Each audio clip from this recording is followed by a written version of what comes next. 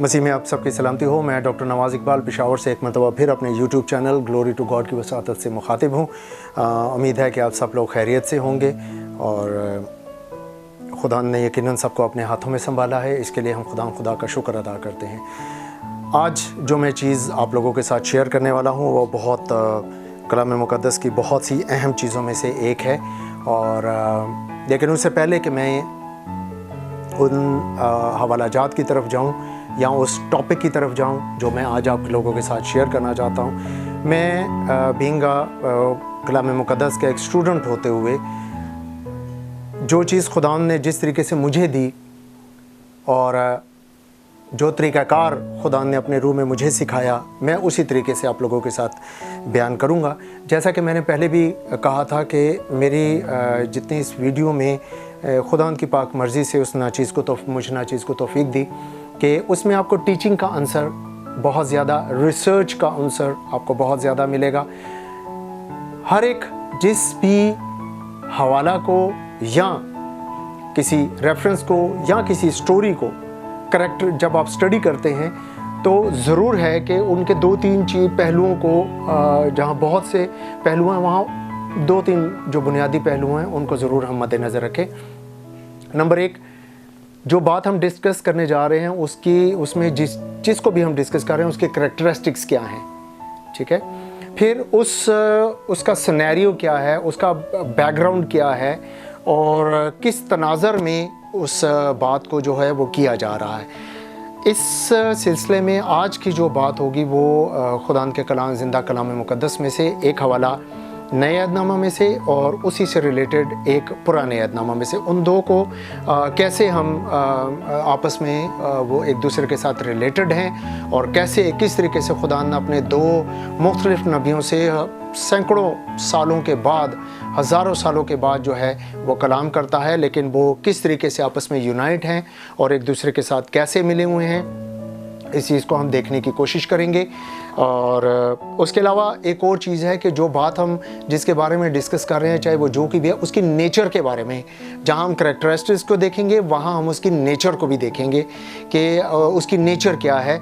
और उस नेचर के हवाले से जो उसकी करैक्टरिस्टिक्स होगी, जब इन दोनों को हम प्लस करेंगे तो इक्वल टू हमारे पास एक खूबसूरत रिज़ल्ट जो है वो हमारे पास सामने आएगा। पहला रेफरेंस मैं पढ़ना चाहूँगा, पहला पतरस उसका 5वां बाब और उसकी 7वीं आयत से। पहला पतरस उसका 5वां बाब और उसकी 7वीं आयत से। और अपनी सारी फिक्र उसी पर डाल दो क्योंकि उसको तुम्हारी फिक्र है। तुम होशियार, जो ख़ास बात है जिसको मैं शेयर करूँगा आज, तुम होशियार और बेदार रहो। तुम्हारा मुखालिफ इब्लीस गरजने वाले शेर की तरह ढूंढता फिरता है कि किसको फाड़ खाए। तुम ईमान में मजबूत होकर और ये जानकर कि उसका मुकाबला करो कि तुम्हारे भाई जो दुनिया में हैं ऐसे ही दुख उठा रहे हैं। अब यहाँ पर दो चीज़ों का जिक्र है। एक इब्लीस का, जो कि बदी का, मैं उसको बदी का बानी कहता हूँ, ठीक है, कि वो बदी फैलाता है, ठीक है। और एक शेर की जिक्र है कि जब शेर की करैक्टरिस्टिक अगर हम उसको पहले डिस्कस करें, अगर हम उसको देखें तो शेर जो है उसमें उसकी करैक्टरिस्टिक्स में एक ऐसी चीज़ है कि वो हर चीज़ को पहले तो ये कि फाड़ डालता है, मार देता है, ख़त्म कर देता है।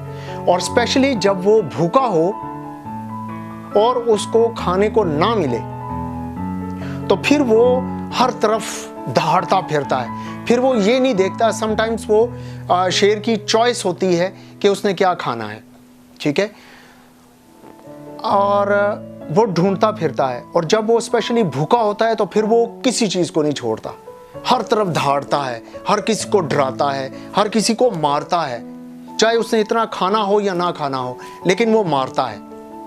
और शेर की ये करैक्टरिस्टिक्स है कि उसको कम से कम, जो मेरे एक अंदाज़ा है, मैंने कहीं पढ़ा था लेकिन आई एम नॉट श्योर, कि उसको 1 किलोमीटर से ज़्यादा से उसको जो जानवर है दूसरा उसको उसकी स्मेल आ जाती है। आगे मैं जिस जानवर का जिक्र करूँगा उससे आपको अंदाज़ा हो जाएगा। उसको स्मेल आ जाती है और वो उस स्मेल को महसूस करते हुए वो उस शिकार तक पहुंचता है, और जब वो पहुंच जाता है तो वो दबे पांव इंतज़ार करता है कि वो शिकार कब कोई गलती करे, कब वो अपने आप से लापरवाह हो। ये जो मैं बात कर रहा हूँ इसको बड़े गौर से सुनिएगा, आगे चल के इसका जिक्र होगा। कब वो अपने से लापरवाह हो कि मैं उस पर हमला करूं। ठीक है, अब ये चीज़ आप याद रखिएगा। उसको दूर से स्मेल आती है और वो स्मेल को फॉलो करता हुआ उसके पीछे जाता है, और इसी तरह इब्लीस जो है वो, जबकि आज की डेट में उसको मालूम है कि उसका ख़ात्मा बहुत करीब है, तो वो जितना ज़्यादा अफरा तफरी, जितना ज़्यादा लोगों के ईमान को मुतज़लज़ल कर सकता है, जितनी ज़्यादा बदी वो फैला सकता है, जितना ज़्यादा लोगों को वो गुमराह कर सकता है, वो ये ढूंढता, वो कर रहा है, और वो ये ढूंढता फिरता है कि कहाँ कोई खुदा का बंदा, यीशु का बंदा, उसका ईमानदार कहीं गलती करे और मैं उसको पकड़ूं। ज़रा सा वो ईमान में कमज़ोर हो, ज़रा सा वो गिरे, और अगर नहीं गिरता तो वो याद रखें कि हमारे इर्द गिर्द ऐसे लोग होते हैं। अगर आप खुदावंद में हैं, अगर मैं खुदावंद में हूँ, और हमारे इर्द गिर्द कोई एक ऐसा शख्स है कि जो कि हमारे ईमान को मुतज़लज़ल कर सकता है, जो अपनी बातों से हमें डिस्करेज कर सकता है, हम में नाउमीदी पैदा कर सकता है, ठीक है, हम में नाइत्तफ़ाक़ी पैदा कर सकता है, उस ईमान पर जो हम खुदावंद यीशु पर रखते हैं, उस ईमान को जो है वो मुतज़लज़ल करने की कोशिश करता है, अपने लोगों में, अपनी कलीसिया में काम करता है। और ऐसे लोग जो बज़ाहिर मसीहत का, मसीह का लिबादा पहने हुए हैं, वो शख्स जो मसीह के नाम को बदनाम करने का सबब हैं, वो ऐसे लोगों के ज़रिए तो डेफिनेटली काम करता है। तो शेर की ये खासियत है। अब हम चलते हैं दूसरी एक रेफरेंस की तरफ, जिसको मैं देखना चाहूँगा।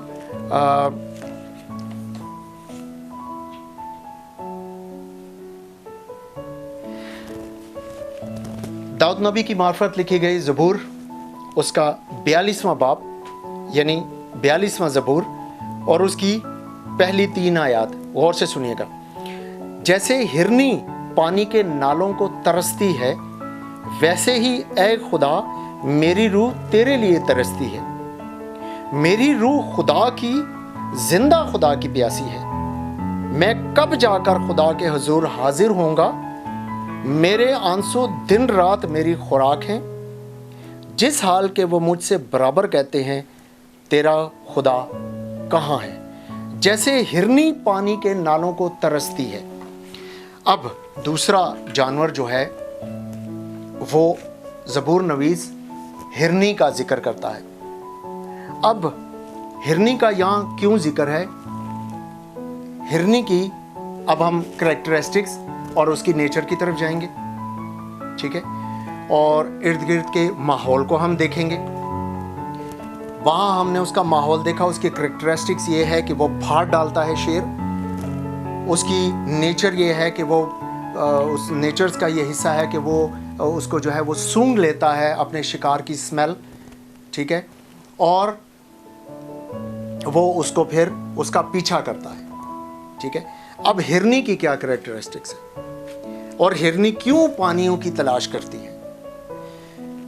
अब जब हिरनी खुले किसी मैदान में हो, खुली जगह पर हो, चाहे वहाँ घास फूस है कि जो कुछ भी है, ठीक है, अगर वो खुली जगह पर है तो उसकी स्मेल जो है वो हवा जिधर की चलती है, हिरनी के बॉडी का एक ये उसकी करैक्टरिस्टिक्स में या उसकी नेचर में शामिल है कि वो जहाँ होती है वहाँ उसकी, कभी अगर हिरनी का गोश्त खाने का इत्तेफाक हुआ हो तो मैं उसका ये जिक्र करना चाहूँगा कि वो बहुत हल्का सा नमकीन होता है, जैसे भेड़ का, दुम्बे का गोश्त जो है, शीप का गोश्त जो है वो अपने में नमकीन होता है। जब हम घर में बनाते हैं या अगर आप बाहर से कहीं लें तो आपको उसमें एक्स्ट्रा नमक बहुत शायद डालने की ज़रूरत नहीं पड़ती, क्योंकि वो अपनी ज़ात में बहुत नमकीन होता है। इसी तरह हिरनी का गोश्त नमकीन होता है, और वो जो है उसकी स्मेल हवा के दोष पर चलती है। और शेर अगर भूखा हो तो वो दूर से उसकी स्मेल करके उसकी तरफ जाता है, लेकिन हिरनी में ये क्वालिटी नहीं है कि वो जो शिकारी उसकी तरफ आ रहा है वो उसको स्मेल कर सके। वो उसको उस वक़्त महसूस होता है जब वो उसके बहुत करीब पहुंच जाता है, फिर उसकी जान बचना मुश्किल होती है। अब वो हिरनी जो है वो पानियों की तलाश क्यों करती है? पानी बाइबल मुकद्दस में हम देखते हैं कि जहाँ सुलह की निशानी समझा जाता है, पानी जो है वो ज़िंदगी की निशानी भी समझा जाता है। ठीक है, पानी जहाँ पर बहते हुए झरने, स्पेशली चूँकि हिरनी और हिरन और ये जानवर ज़्यादातर जो है वो पहाड़ी इलाकों में और चश्मों के करीब होते हैं। ठीक है, चाहे मैदानी इलाके भी हों, लेकिन जंगल हो तो वहाँ पर आपको मालूम है कि हवा भी चलती है और पानी बहुत ज़ोर से पहाड़ों से जो है वो बहता है। और ज़्यादातर हिरनी जो है वो हिलरी एरियाज़ में रहती है, यानी पहाड़ी इलाकों में ज़्यादातर होती है, जो करीब के, चाहे मैदानी इलाका भी हो लेकिन वो पहाड़ी इलाका कहलाता है। तो वहाँ पर जब ये चश्मा बह रहा होता है तो बहता पानी जो है उसके साथ चलने वाली हवा जो है, एक तो वो पानी पीने के लिए हिरनी को पानी बहुत वो पीती है, क्योंकि वो इटसेल्फ उसके अंदर जो उसका गोश्त है और उसकी जो नेचर है वो बहुत गर्म होती है।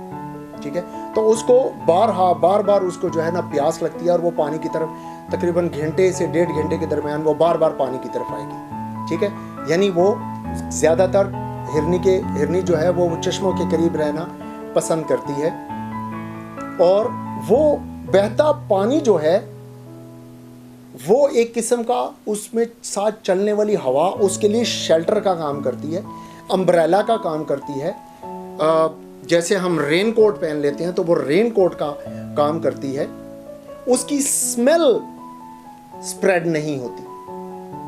तो चाहे शेर, भूखा शेर या भेड़िया या जैसा भी कोई जानवर, चाहे कितना भी मतलब मैक्सिमम अगर वो 100 फीट के करीब भी होगा ना, तो वो हिरनी की स्मेल नहीं कर सकता, वो स्मेल उस तक नहीं पहुंचती, जिसकी वजह से हिरनी जो है वो हमेशा पानियों के करीब रहती है। और वो क्योंकि वही उसकी ज़िंदगी की निशानी है और वही उसकी ज़िंदगी की और सलामती की अलामत है कि वो पीने के लिए भी और शिकारियों से और दरिंदों से अपने आप को बचाने के लिए भी उसको चश्मों के पास रहना ज़रूरी है। अब उसके लिए ये चीज़ जितना ज़रूरी है, वैसे ही दाऊद कहता है कि जिस तरह जैसे हिरनी पानी के नालों को तरसती है, ऐसे ही है खुदा मेरी रूह तेरे लिए तरसती है। क्यों? कि जब वो पानियों के करीब आ जाती है तो वो पानी जो जिंदगी की अलामत है, और उसके गिर जो उसका पानी का उस चश्मे का या उस जो माहौल है उसका, वो उसके लिए शेल्टर, सेफ्टी का काम करता है, उसके लिए रेन कोट का काम करता है और वो बच जाता है। ज़बूर नवीस कहता है, ऐ खुदा इसी तरह मेरी रूह तेरे लिए तरसती है, तेरी रूह के लिए तरसती है, ताकि तेरी रूह आकर मेरी रूह को और उसके बाद मेरे जिस्म को भी अपने शेल्टर में ले ले, अपने उस रेन कोट में मुझे पकड़ ले, और मैं ईमान में बढ़ूं, ईमान में तरक्की करूं, ताकि अबलीस जो भूखे शेर की तरह दहाड़ता फिरता है, ढूंढता फिरता है कि किसको फाड़ खाए, तो उसको ईमानदार की स्मेल ही नहीं आएगी, उसको पता ही नहीं चलेगा। क्यों? अब इस बॉडी की, जब तक हम इस जिस्म में हैं, इसकी डाइट क्या है? इस बॉडी की डाइट क्या है? इस बॉडी की डाइट है गुनाह, सिन।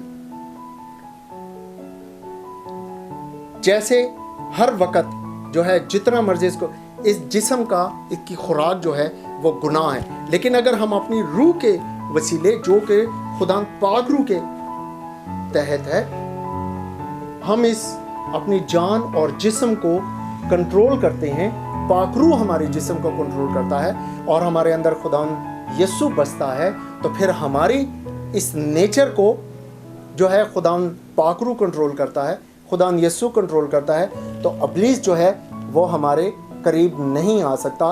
कोई बीमारी, कोई वबा इस खैमा के करीब नहीं आ सकती जब तक बशर्तिया के हम खुदा के पाक रूह के कंट्रोल में, उसके शेल्टर में, उसके रेन कोट की तरह उसके पूरे उसमें ढांपे हुए ना हो। तो अगर हम उसी तरीके से खुदा की रूह के प्यासे हों जैसे हिरनी है, तब कोई वबा हमारे करीब, इस खैमा के करीब नहीं आ पाएगी। और इब्लीस जो ढूंढता फिरता है, वो स्मेल करता फिरता है कि कौन सी बॉडी जो है, कौन सा जिस्म जो है वो गुनाह का तलबगार है, तो वो फिर उसको पकड़ लेता है और गुनाह और फिर गुनाह और फिर गुनाह। और याद रखिए कि गुनाह की डेफिनेशन क्या है। हम क्या कहते हैं कि गुनाह को हम कैसे डिफाइन कर सकते हैं कि गुनाह क्या है। तो याद रखें कि गुनाह खुदा के हुक्म की खिलाफ वर्जी गुनाह है। ब्लास्फेमी, जिसे तौहीन खुदाबंदी कहते हैं। तो जरूर है अगर हमने इस भूखे शेर से, इस दरिंदे से, इस गुनाह के बानी से हमें बचना है, तो फिर हमें इस खैमा को खुदान पाक रूह के ज़रिए, खुदान यस्सु के खैमा में लेकर आना है, ताकि वो इब्लीस हमें खुदा की मोहब्बत से जुदा ना कर सके। अगर हम दुनिया से मोहब्बत रखेंगे तो इसका मतलब हम खुदा से मोहब्बत नहीं रखते। जो इस दुनिया का है, लिखा है साफ कि वो खुदा का नहीं। तो हमें खुदा का होना है, अपने यस्सु का होना है, तभी ये जिंदा खुदा का कलाम हमारे कदमों के लिए चिराग और राह के लिए रोशनी होगा। अगर हम खुदा के पाक रूह की हिदायत में चलते हैं, तो ये खुदा का पाक रूह इस जिंदा कलाम की रोशनी में हमें यस्सु के आगे लेके जाता है। ये ले जाए फिर खुदा यस्सु जो है वो हमें बसेरा करता है, हमारे ईमान को बढ़ाता है, हमारे ईमान को तकवीयत देता है, और वो हमारे लिए शेल्टर का, प्रोटेक्शन का काम करता है। उस प्रोटेक्शन की तरह जिस तरह खुदा ने बाग़े अदन में ज़िंदगी के दरख्त की प्रोटेक्शन की थी। नेक्स्ट मेरी खुदा का कलाम जो मैं आपके साथ शेयर करूँगा, वो ज़िंदगी के दरख्त और ज़िंदगी के दरख्त की प्रोटेक्शन के हवाले से होगा कि खुदा ने वहाँ पर पहरा क्यों लगाया। खुदा आप सबको बरकत दे और इस जिंदा कलाम के वसीला से खुदा हमारे ईमान को तकवीयत दे। खुदा आप सबको बहुत बरकत दे। God bless you. Thank you very much.